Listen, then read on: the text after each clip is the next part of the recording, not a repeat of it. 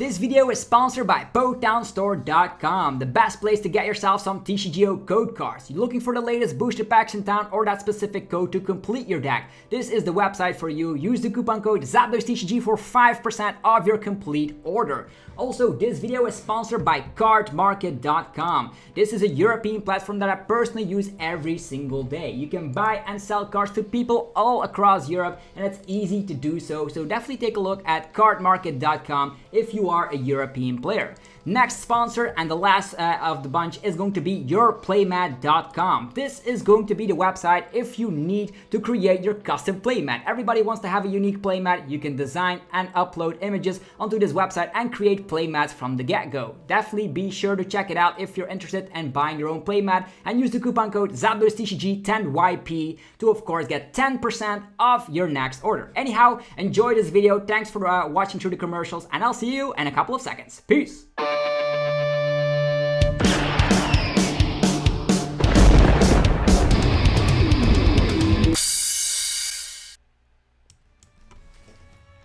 What's up YouTube, it's ZapDoesTCG here and welcome back to another TCG video on my channel. On this channel you get daily Pokemon TCG information, so be sure you are subscribed so you don't ever miss out. Today we're actually going to be ranking all the upcoming decks. It's going to be a tier list prediction video of Chilling Reign. Chilling Reign comes out on June 18 and there's a lot of new archetypes coming into the format. There's going to be a shake up here and there, and we're going to be taking a look at all the top decks we already know as well as all the new archetypes. We're going to be blending them in together in a tier list ranking, and yeah, you guys can do that as well by checking out the link in the description. It's with tier list maker. So we're gonna go over to tier list.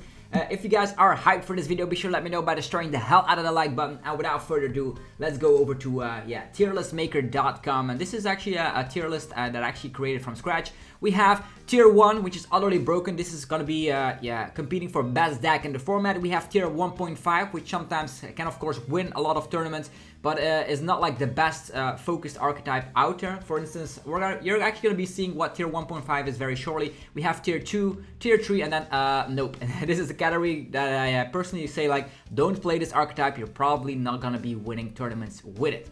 Okay, without further ado, we have a lot of archetypes in the format. There's still tag teams in the format. There are still a lot of VMAXs out there, not a lot of one prizers. We have like a Mad Party, Spiritomb, Blacephalon, Decidueye, something like that. So not a lot of one prize archetype. I'm very sad about that because I do love myself a great one prizer. I'm a huge fan of Baby Blacephalon, as you already know, and we're gonna be ranking them today. So hopefully you guys are in for a cool fantastic video about all the archetypes. Gonna be giving some information and why I think they belong in that specific category. So without further ado, let's just get the show on the road. We're actually gonna be going and giving an example. ADP is actually tier 1.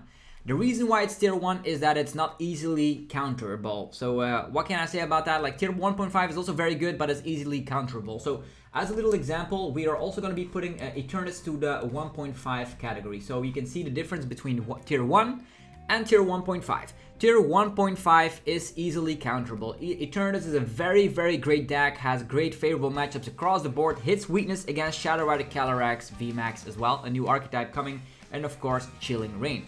Why is it not tier 1? It's because it's easily counterable. We have a new card coming in Chilling Reign called Galarian Zapdos V, which is able to KO it with one single energy, and that's gonna be a huge problem from Eternatus. So it's easily counterable. So that's why instead of going to tier 1, it belongs in tier 1.5. For ADP, there's not a great counter out there. Not a lot of it's weak to Fairy, but Fairies are not seeing play at all, and they will of course be and it's a disadvantage as well because, of course, ADP running Zacian and Fairy is weak to Metal, so you have that synergy to just cover your weakness. Ultra Creation is also super bonkers, where you're able to take additional prize cards throughout the entire game and slap more damage. You have Zacian with Entrapasaur, which is going to be helping you out to be as consistent as possible. And with the new card, Echoing Horn, you're actually going to be able to, of course, put Pokemon from the opponent's discard pile onto their bench, so they are no longer safe in the discard pile. In the hand, they are also not safe with Mawile, and this specific archetype ADP tries to win in 3 turns. And now with the new added supporter and Chilling Reign, Peony, you can actually get a first turn Ultra Creation if you go second. So Tier 1 deck for sure. Eternatus Tier 1.5, which has still a lot of favorable matchups against the tag teams out there. Hits weakness against Shadow Rider Calyrex, but of course is counterable. So that's those twos out of the way. Well, let's just take a Tier 2 deck so you guys know what the difference is between that. Tier 2, I would personally, what can we add in Tier 2? Let's see here. There's a lot of, yeah, let's just say the Decidueye. The Decidueye, why it is not Tier 1.5 and only Tier 2 is that it belongs on the metagame. If the metagame is not running Aegislash, if the metagame is not running a lot of Fire Volcanions, if they are not playing Phoebe, you're actually going to have an easy time so because of the Deep Forest cameo ability. And on the other sense, let's just put Altaria on here as well. On the other hand, Altaria has performed a little bit better than the Decidueye throughout these last couple of weeks, so we just put, yeah, it ranked like this. So Tier 2 is, it could actually be very good, but it depends on the meta. So that's why they won't actually win a lot of tournaments if people start attacking for them. So that's why they're belonging in Tier 2. But Miraculous Charm or Deforest Camo is a very crazy ability, not being able to get touched by VMAX and GXs altogether, which is actually very, very crazy. As mentioned, there is a counter on here, and that's Phoebe. So we'll see how this develops in the Chilling Reign meta. Okay, we have yeah, so many archetypes to work with. What are we going to be putting in Tier 1? What are we going to be putting in Tier 1.5? There's so many things out there. I think Tempo Zard, aka Blacephalon, aka Cresaphalon still belongs in Tier 1.5. I don't know how many decks I'm going to be placing in Tier 1. Just because of yeah, the true force of ADP. So we actually want to be playing. I still think ADP is the best deck out there. But there are still new contenders out there. Blacephalon right now, we're actually taking a look at the yeah, decks we are familiar with first, so you actually know where we can just stack the new archetypes into this tier.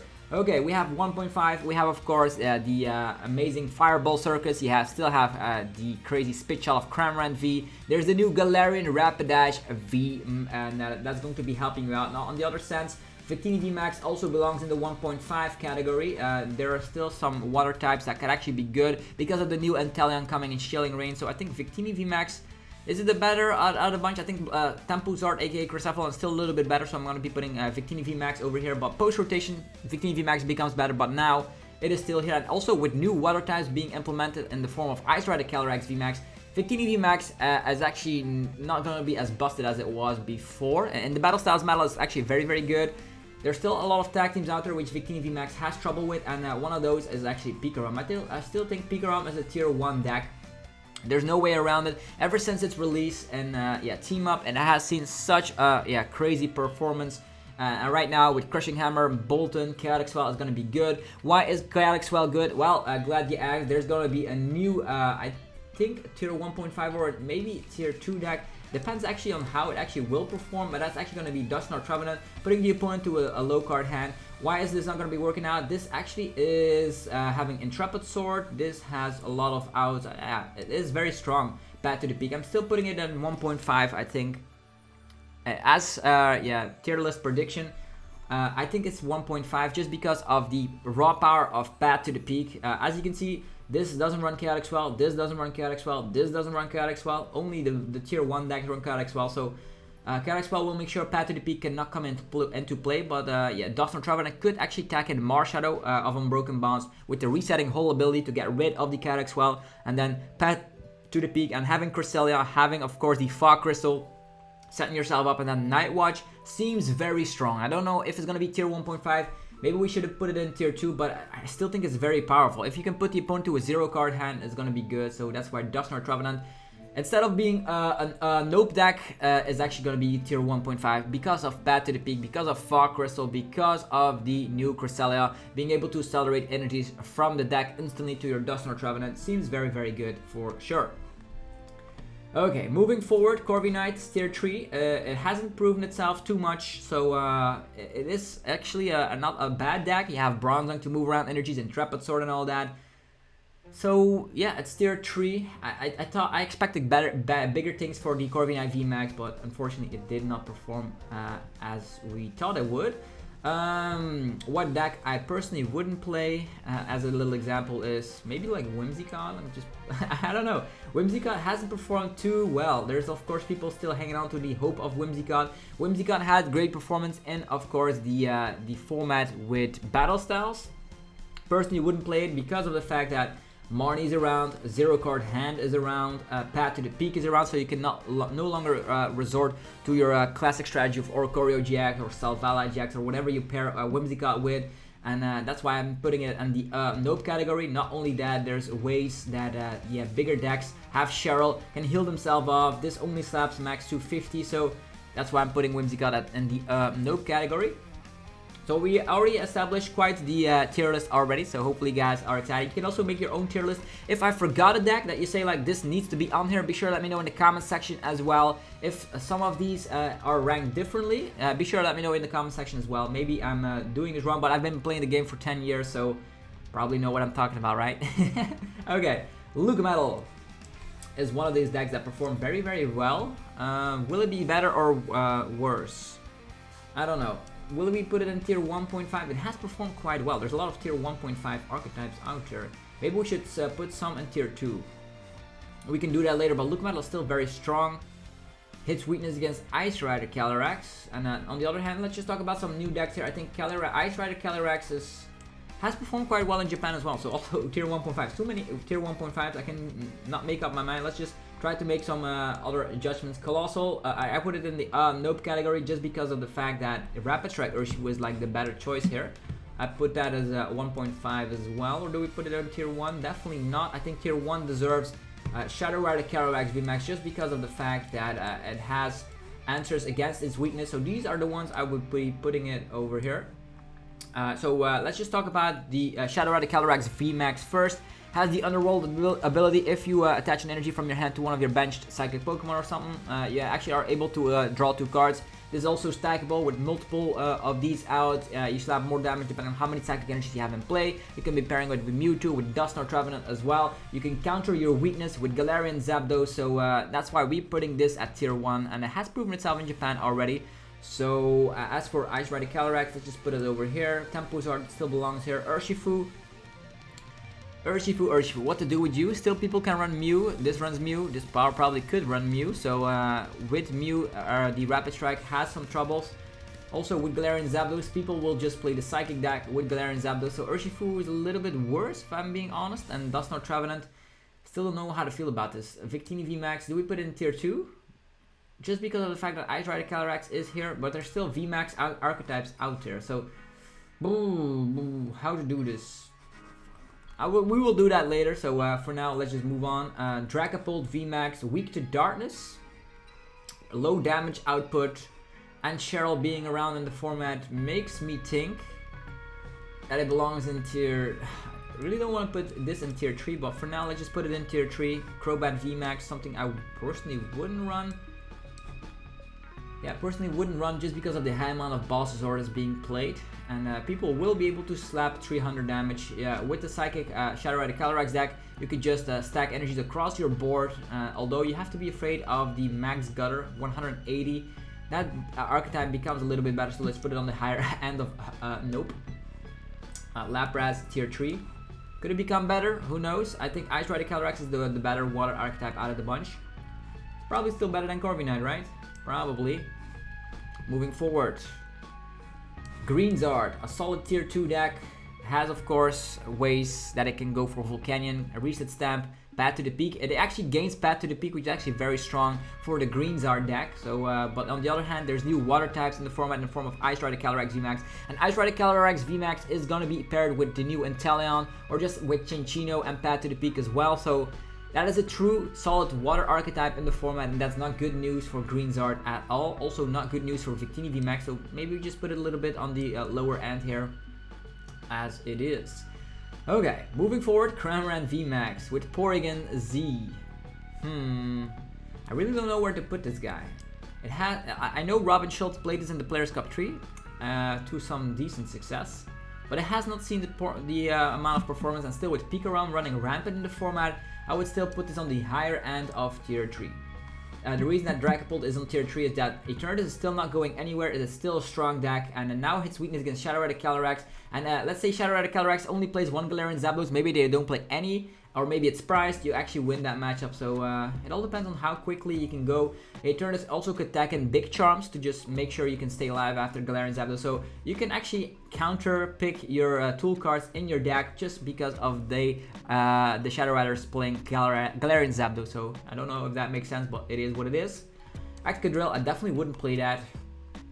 Definitely would not play that. Excadrill has, of course, ways to deal with stuff like the PikaRom, stuff like the Eternatus, but the problem with this archetype is it relies on Oricorio GX.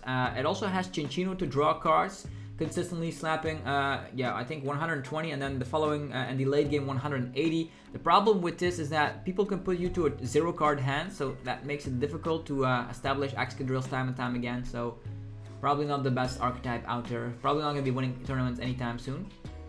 Moving forward.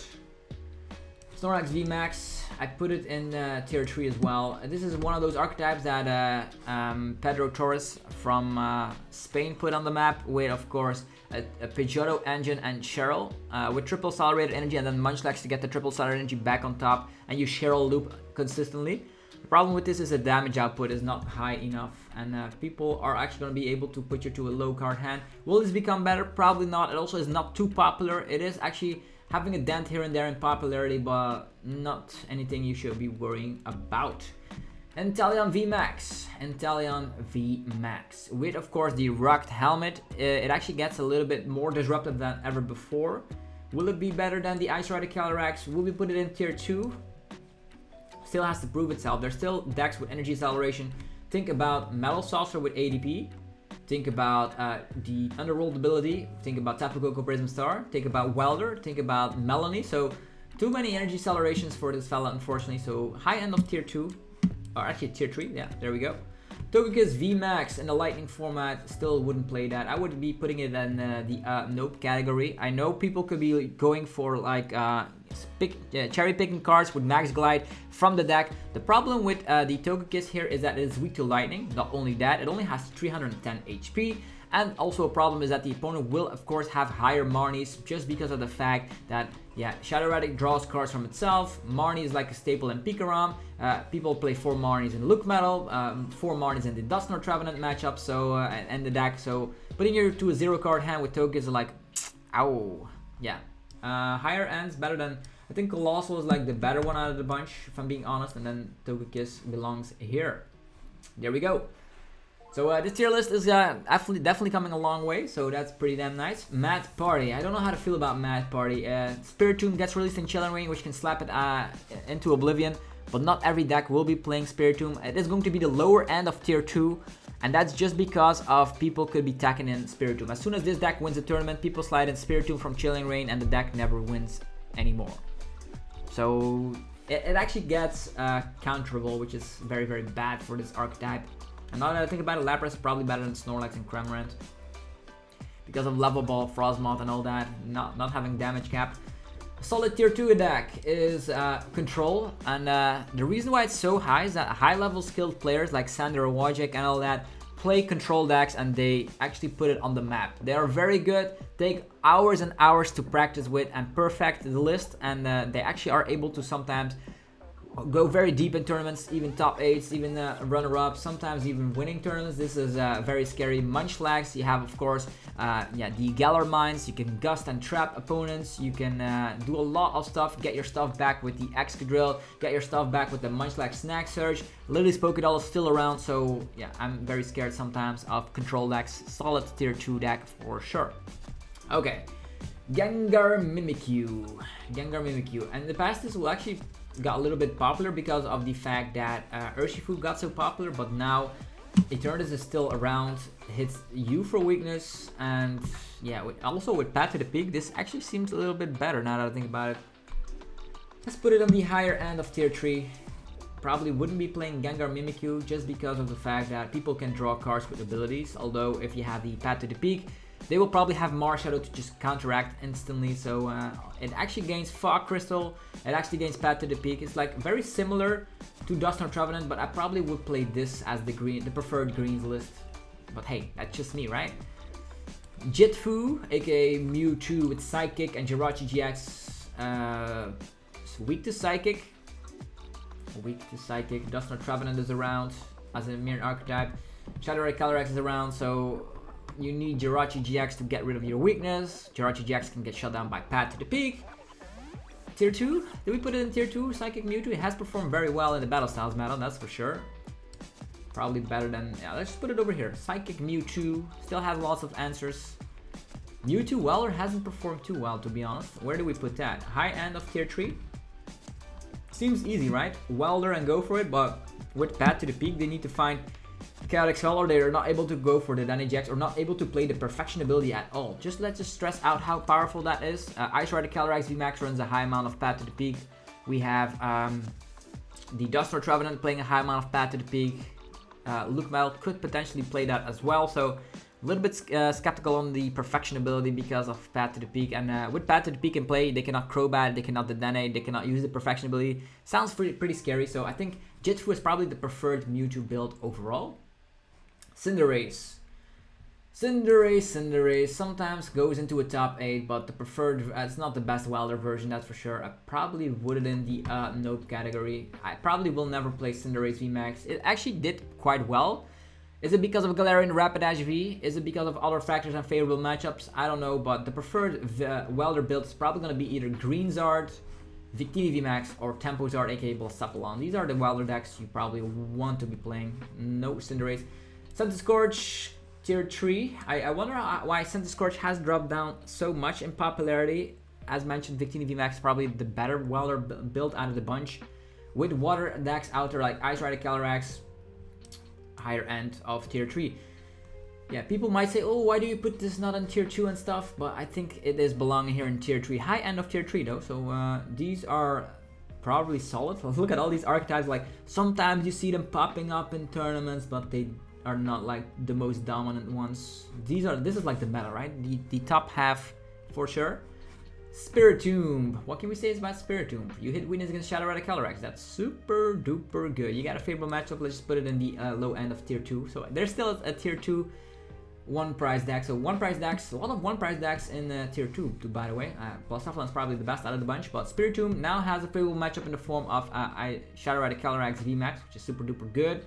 Be careful of Path to the Peak, because with Path to the Peak you will need to find your Stadium counter card in the form of the Spike mod, otherwise you're not able to rely on the Dene, Crobat, or Oricorio GX to draw yourself what you need, like escape ropes and switches. Gardevoir. Why would you play Gardevoir, right? This is an nope. Sometimes actually, this actually did quite well recently. And I actually saw this, but it never like popped off. It was like a rogue deck that we put up on the channel. Single Strike Urshifu VMAX. I think Tier 3. Tier 3 is good. Not the higher end though. Let's just put it over here. Single Strike, I actually had so much hope for Single Strike VMAX Urshifu, but it didn't came to fruition. You need too much to set up, and now with Path to the Peak could potentially like slow it down even further. No Dedenne, no Crobat. You hit weakness against PikaRom, you hit weakness against Eternatus. The problem with this, you probably already one-shot Eternatus if you have a couple of single strikes onto yourself. Yeah, it's a little bit too clunky in my opinion.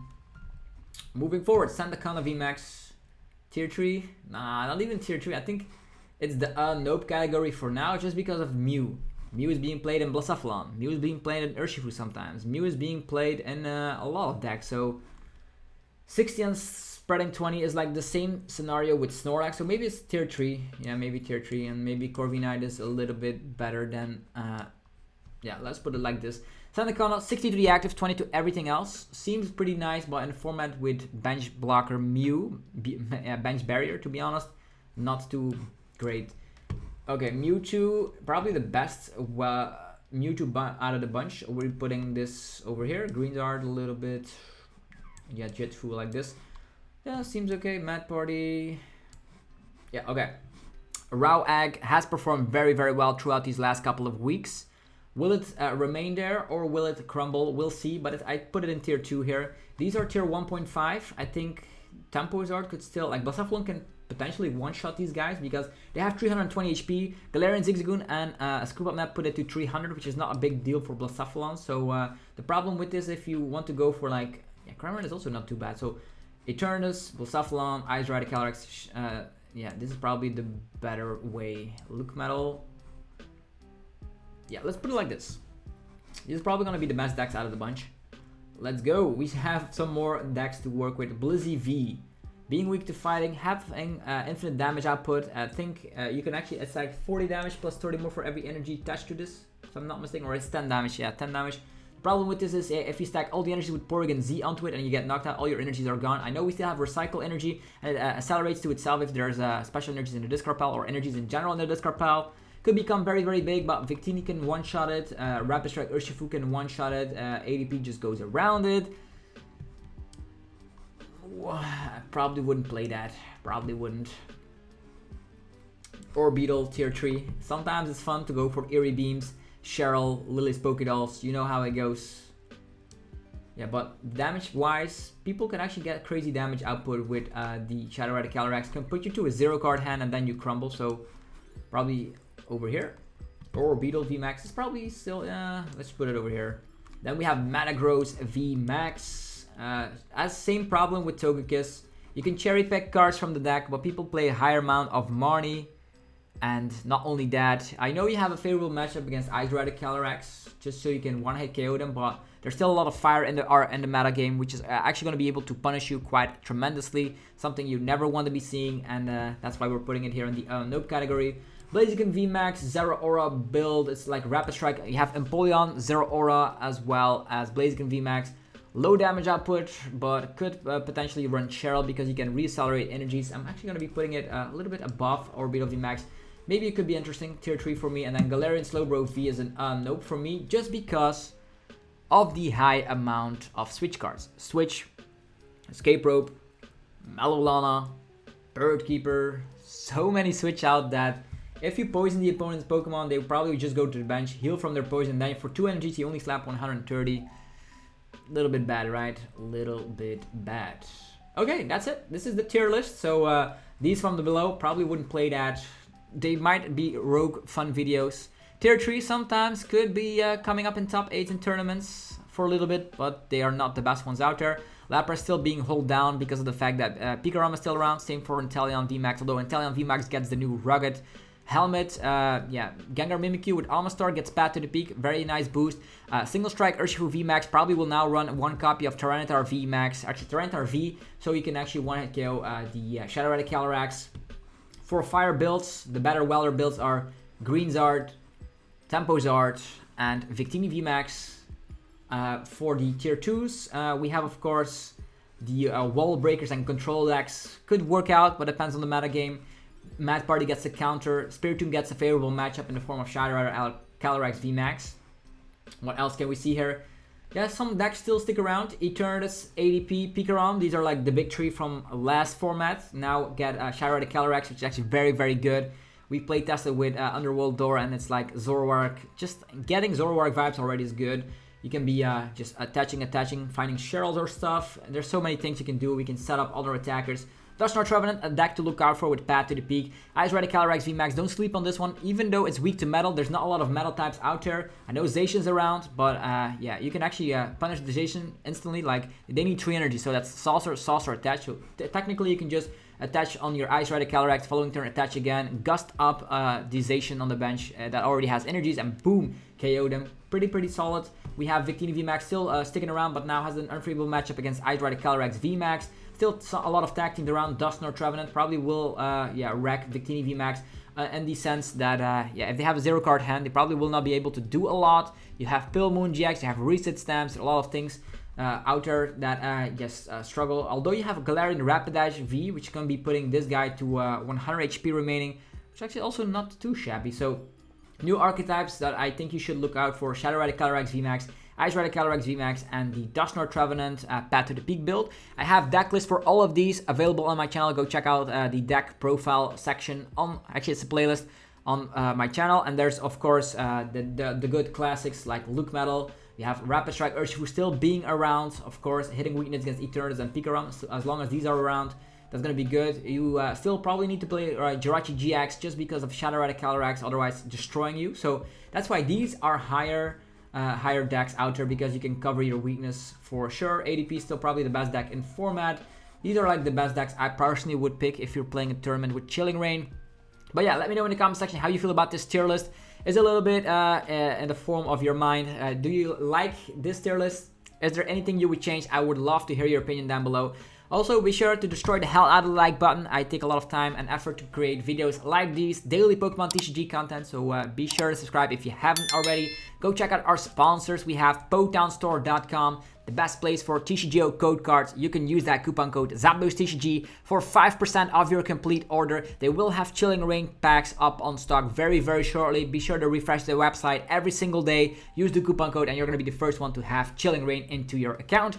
Other things you should be checking out is cardmarket.com, the best place for European players to actually buy and sell cards to people all across Europe. I'm actually going to be putting a coupon code up on the screen right now if I'm able to find one. It's a €5 coupon code for newer users out there. So if you never bought on stuff like Card Market, it's for European players, nice and easy to do so. And let's just go for it. So there's a €5 coupon code up on the screen right now. Let's just put it over here. So yeah, pretty damn big if I'm saying so myself. So let's put it over there. So the coupon code of the Card Market website. So very, very nice. You can buy and sell cards to people all across Europe. I personally use it every day. Sell some cards, buy some cards. You know how that goes. So be sure to. It's only for one lucky person, by the way. If you're if it's already claimed. Yeah, it's just how quick this these videos go. Also, go check out yourplaymat.com. If you ever wanted to get yourself a custom playmat. Custom playmats are the best out there. You can get, of course, 10% of your next order on your playmat. Upload an image, create your own playmat, worldwide shipping. It's fantastic. Go check out the link in the description for your custom playmat. Anyhow, have yourself a fantastic rest of your day. I will see you guys tomorrow with more Pokemon TCG epicness, and I'm looking forward for Chilling Reign content. Anyhow, have yourself a fantastic day. I'll see you guys tomorrow. I'm out. Peace.